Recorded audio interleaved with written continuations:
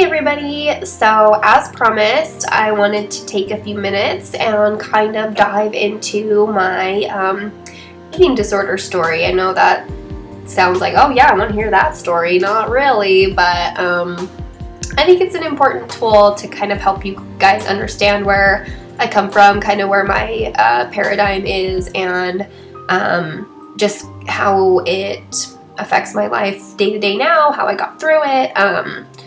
Just all of those kinds of things that I feel like have value, when someone goes through something like that has altered their life for so long and then can see the light at the end of the tunnel and see that there is, a great, fantastic, fulfilling life to be lived outside of a trauma that, occurred for a long, long time. So let's just dive right into it. I would say that it was about, I was 17 when my eating disorder really took hold.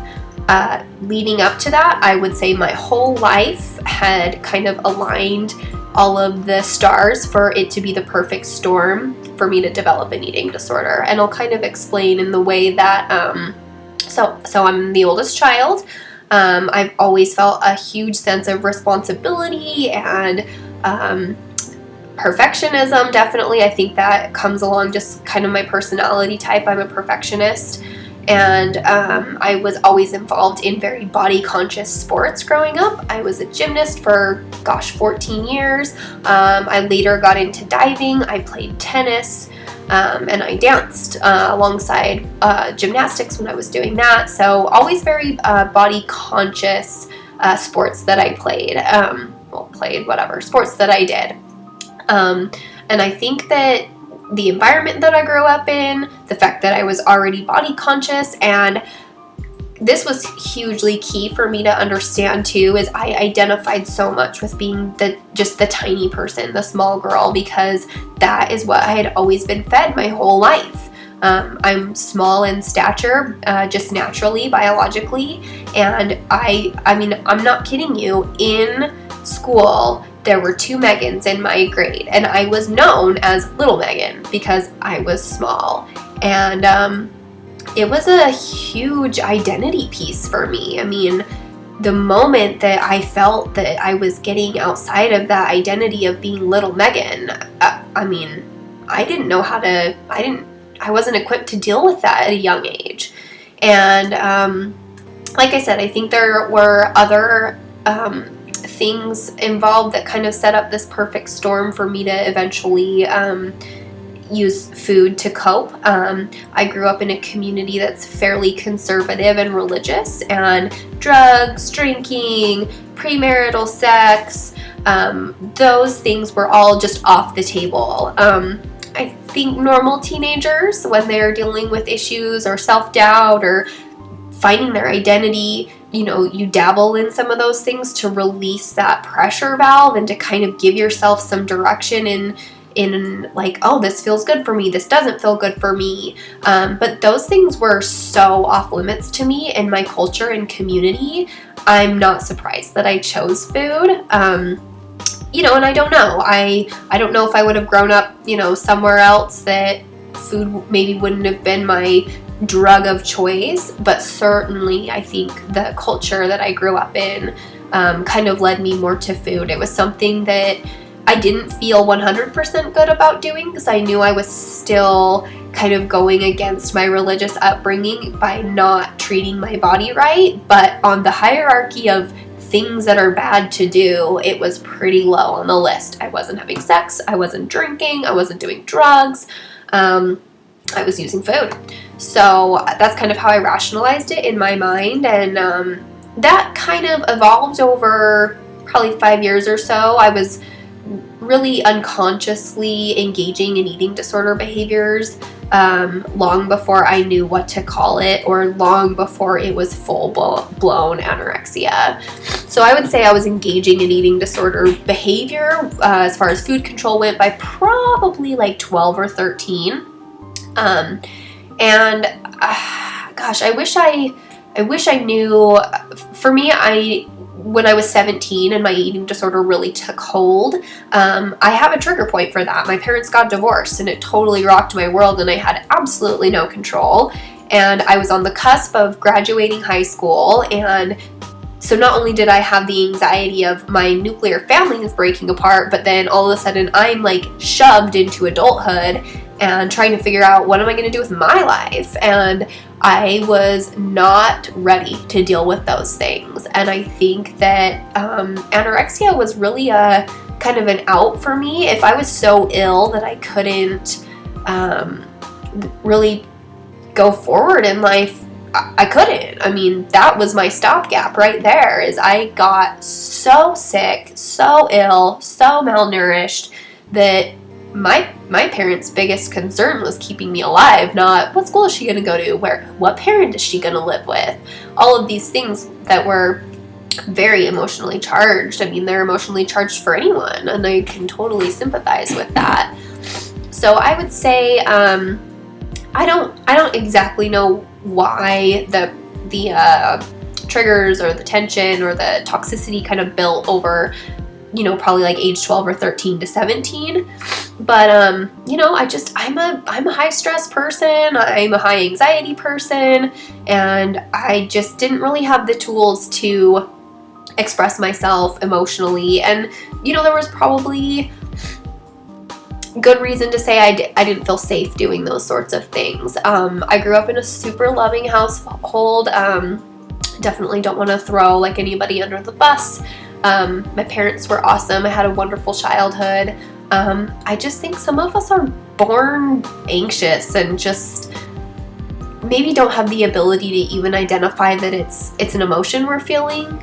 And I would definitely say that is probably why I ended up where I ended up at 17. I couldn't even identify that I was anxious, or that I was a worrier, or that I did feel out of control in my life. I just slowly stopped eating, and it was a control thing. Absolutely 100% for me. It was a control thing. So by the time it had really took hold when I was 17, 17 to 19, I would say medically was when I was in the most danger. I mean, I was severely underweight, and I don't love to give numbers and all this kind of stuff because I want this to be something that everybody can benefit from, and I don't want it to be especially triggering, especially if you want to share it with someone who you think may be struggling, or someone who's on the other side and might identify with these kinds of things. So I'm not going to use a whole lot of numbers and this, that, and the other, but suffice to say I was extremely underweight to the point that I, at a certain point, had to go to an intensive care, like intake unit that was a psychologically based unit, but also had medical people on site to deal with, if anything happened, honestly. At that point in my life, I was strictly anorectic, and after I did some treatment for about a year and a half, you'll notice that my journey, my struggle, whatever you want to call it, it tends to ebb and flow. It's like I'll think I've got a hold on it, and then kind of the eating disorder stuff has morphed into something new. So initially I was just anorexic, and I don't want to say just anorexic, but I was anorexic. And then moving down the line, after I got some therapy, got some like refeed in me, had gained a little weight, it teetered into bulimia for me. And that's the thing that's so hard and scary with eating disorders is there are so many ways to use and abuse and control our bodies and our food intake that it really can be this vicious cycle of an endless morphing into just new bad behaviors. And I will say, over the 12 years that I dealt with it, and still deal with it, but just to a lesser extent, I've been everything. Eating disorder not otherwise specified would probably be my official diagnosis at this point. Because I went through bouts of bulimia, I went through bouts of just plain binging and no purging. So like I said, I don't want to use too many trigger words, but I had done it all. I'd done it all in order to try to control my body. Anyway, so that puts me at about 24. And by that time, I had gotten Like, I was a cosmetologist. I had managed to get some education in there. I mean, I honestly don't even know how. It's a large part of those 5 years are a blur because I was just doing the best I could every single day, and it wasn't always the most functional life, to be real honest. I was living on my own, well, with roommates, but I was living out of my familial home because both of my parents had remarried, and I was at an age where I just wasn't comfortable moving in to either household. So I was just kind of out there in the ether, just trying to figure it all out, and I didn't know what I was doing, and I kind of had this extra added baggage of having an eating disorder. And so yeah, I would say at about 24, that's when I met my husband. And as things got more and more serious with him, it gave me a big reality check as far as how recovered or how not recovered I was. And at that point in time, I decided to go back to my eating disorder therapist and do some more intensive therapy, meaning I was seeing him weekly and just doing a lot of personal work.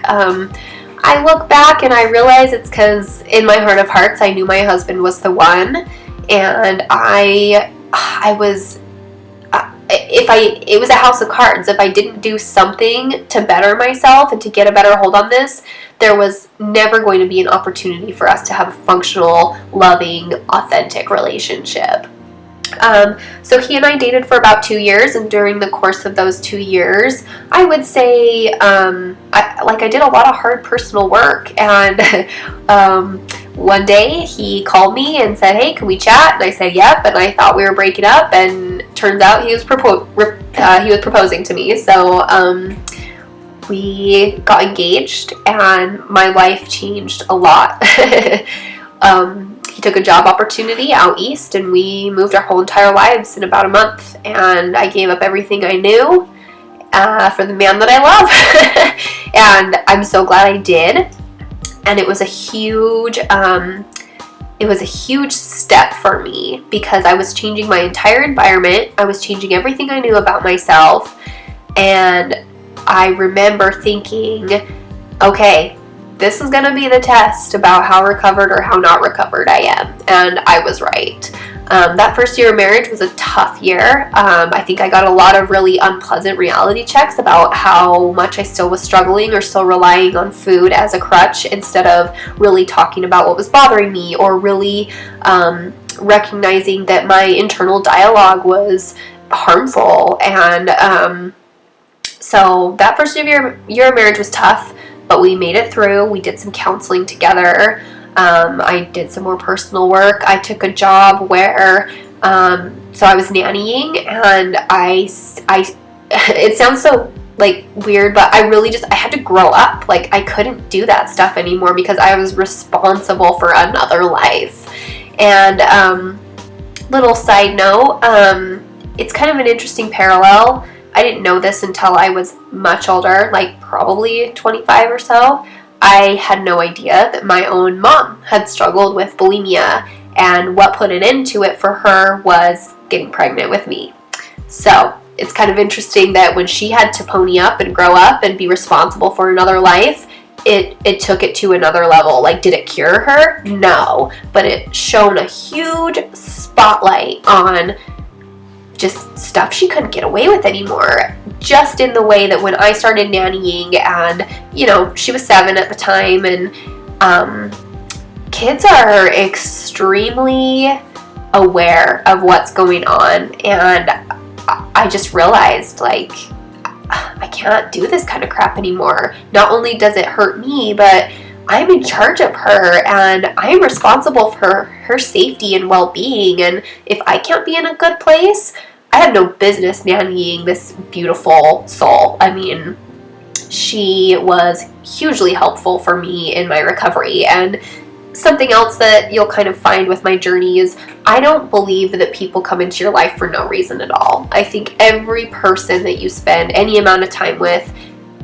there's a reason. And I know there was a reason that my first job out there was as a nanny. I mean, I had to grow up. I had to decide that I valued my health and my safety and her health and safety more than feeling like I was in control or seeing a certain number on the scale, and that was painful. Like, that was really painful. And again, it upped the ante for me, and on an emotional level, I went back to therapy again, and because then I had more tools, I had more knowledge, I had more insight about what was driving me to continue with these behaviors. And every time you come to a hard place in your life, it sounds so silly, but I always think of this quote that says something like, whenever I'm having a tough day, I remind myself that I'm 100%, like my accuracy is 100% on getting through tough days, because here I am. And I really had to tell myself that a lot. Just, I've been through hard stuff, I can get through it, this is another level, this is another layer, and it's painful, but I'll get through it. And so I nannied for 2 years. I did a lot of hard work in those 2 years, and then we happened to move back home for about a year. And during that time that we were back home, again, we had to do more life things that were adult. I had to build a clientele again for my hair business. We bought a house. All of these layers that just, I needed the eating disorder less and less, because I realized how capable I was, and I showed myself how capable I was. And that was probably one of the first times that I really started addressing my internal dialogue, and that's something you'll hear me talk about a lot. I really feel that the way that you talk to yourself manifests in every part of your life. And if you're struggling in any capacity in your life, if you could do one thing right now that will make a difference, it's think about what you say to yourself. There's this awesome quote, and I don't know who it's by. I'm pretty sure it's a philosopher, and it says, "People rarely think about what they think about." And oh my gosh, that's powerful. I mean, have you ever just stopped to think, what was I just thinking about? Was that constructive? Was that helpful? Was that positive? Or was it not? And I really believe in that power of what you tell yourself manifests in your life. And after I started proving to myself that I was capable, and that I could get through hard things, and I could get through scary things, and I could move across the country and take jobs that I had no business taking, and really carve out a place for myself in the world, I naturally needed that eating disorder less. And something that I want to highlight at this point in time is, in my experience, there are two major components. There is the physiological issues that come along with having an eating disorder, and there are the psychological consequences of having an eating disorder. So at this point in my life, I was re-fed enough that a lot of the physiological triggers had been removed. So, for example, it's not uncommon when girls are like very malnourished and have been anorexic for a long time, like they almost go, like I've heard stories where they just go into this like haze, and all of a sudden they realize they just put down the phone and they ordered a whole pizza, because your biology takes over, and your biology wants you to eat and wants you to save yourself. And it takes depending on how long you've struggled with eating disorders and how much you've messed up your physiology, almost like at a cell level, it takes a lot of digging out of just the physiological part of it. So at this point in time, we're talking, I'm 26, 27 at this point, I had dug myself enough out of that physiological hole that I knew that the triggers that were coming were psychological and emotional. And maybe that sounds like the scarier part, but that was actually the more empowering part, because to me, that's what I actually had control over. I actually had control over whether or not I addressed feelings, or whether or not I kind of had a hard talk with myself and kind of, set myself back on the right track, and used the communities that I had, spent years building up, whether it was my therapist or the community of women that I had gone to group therapy with. It was a powerful place for me to be able to recognize before I was in the midst of it that I got to do something about this. I'm heading down that slippery slope. So that's just something I really wanted to highlight. Eating disorders are just, they really are a tangled web. They come from a place of how you feel about yourself, how you value yourself, where you're at physiologically, where you're at psychologically, what your community support is, what your interpersonal thoughts are. It's just a lot, and that's why I say, like, getting to the point of saying, okay, this is what recovery means to me now. And what recovery means to me now is that I need those eating disorder behaviors less because I am more honest with myself, and I take care of myself as far as fitness and diet goes. So I naturally need those things less. But recovery to me is just all about kind of keeping a pulse on where you truly are, and knowing yourself well enough to say, okay, this is a red flag, and this typically leads to, you know, a little bit of a downward spiral for me, and so what's missing, or what am I not doing in my self-care that is going to help me get through this before I'm back to being an eating disordered person. So I would say from about 27 on, that is how I've approached it, and I really, you know, anytime a big change comes up, I really do my best to kind of put myself on alert that these are times when those triggers pops up, the psychological triggers, because like I said, physiologically, I'm taking care of myself. But the psychology of it is just as complicated, and, you know, I'm only 30. I don't know what the future holds, but what I do know is that I never want to be that person again. Just because I've fought too hard to be who I am now, and I don't want to say I'm proud of who I've become, but I am humbly proud of who I've become, because I know that my story, if it's not mine, it can end any other way. There are lots of more sad, devastating ends to eating disorder stories than my own, and I feel extremely fortunate that I was able to get out of it. I would say, I mean, just as a statistic, eating disorders, out of all of the mental illnesses that are recognized by the DSM, which is basically the diagnostic manual for anyone that's in psychology or psychiatry, it has the highest mortality rate, and that says a lot. Eating disorders affect every facet of your being, and getting out of it, just like when you set up a fitness goal, like let's say you want to lose 20 pounds or whatever, if you have the expectation that you're going to lose 20 pounds in 2 weeks, you're forgetting that it took you maybe 6 months to put that 20 pounds on, or a year, or 5 years. And I would say it's a good rule of thumb to expect for however long it took you to get there, it'll probably take that amount of time to get back, you know? So, like I said, I'm only 30. I feel like I am comfortably in recovery, committed to recovery. Like I said, I never want to be that girl again. So yeah, you have to keep pushing. You have to always hold yourself accountable, and gosh, it's just a process. And like I said, maybe it'll take me 12 years to feel like I am fully, you know, in a place where I have absolutely no trigger, whether it's physiologically or psychologically, but also I don't set up unreal expectations.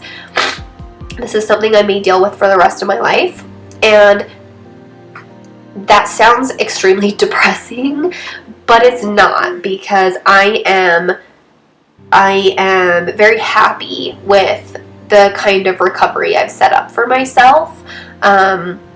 It's sustainable. So that doesn't make me sad. If I have to continue to do the things that I do now to stay in recovery, it's sustainable. It keeps me sane. It's not extreme. And it just has a lot to do with self-care and what that internal dialogue is, and using your communities. And also, you can't give away what you don't have. So I truly think that there's this spectrum of, getting the help that you need and then being a tool to help other people. That's hugely empowering for me, and it also helps me stay in recovery, because I want people to see that there is a fulfilling, healthy life on the other side. And I really do feel like giving back in some capacity is very nurturing for that self-confidence, and that's ultimately what it's about. So I hope this wasn't too discombobulated. It's gone on very long. It's 25 minutes in, but if you guys have any questions, I really am an open book about this topic. I've always loved the quote that secrets keep you sick, and I refuse to have secrets anymore, especially about this. It's not healthy, and so that's why I say I'm an open book. If you guys have questions, if you want me to do a part 2 that I address some questions, I would absolutely love to do that. Another resource, there is an online support forum. Let me think, what is it called? Okay, so I found out what the support forum is. Gosh, that's bad news. It means I haven't been on enough. So it's called debilitating.com, and I honestly would recommend this support forum for any myriad of issues. I mean, anything from psychological issues, like if you are struggling with depression, eating disorders, anxiety, whatever, they have support groups for that. Or gosh, if you've got fibromyalgia or Lyme disease, any ailment you can possibly think of, or you're coping with a death, Daily Strength has a support forum for every single thing you can think of. And some support forums are more active than others, but I've noticed that the big ones are very, very, very supportive, very helpful. I would say if you're struggling in any capacity, definitely check out dailystrength.com. I used them as a resource when I was far away from family, when I first moved and really needed to build a new support system.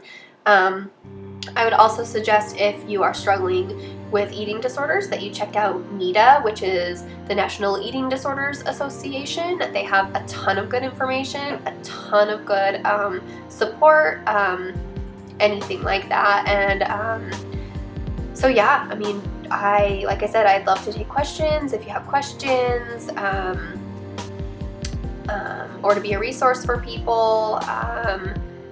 I feel like really primarily for me, it was the online support, it was the support of my therapist, it was the support of my family, it was being honest. Those were the things that got me through, and every single one of you have the capacity to build those communities around yourself. And I will just say, kind of in closing, that whatever it is, even if it's a short amount of time in your life that you're struggling with something kind of acutely or whatever, community. I can't say enough about community.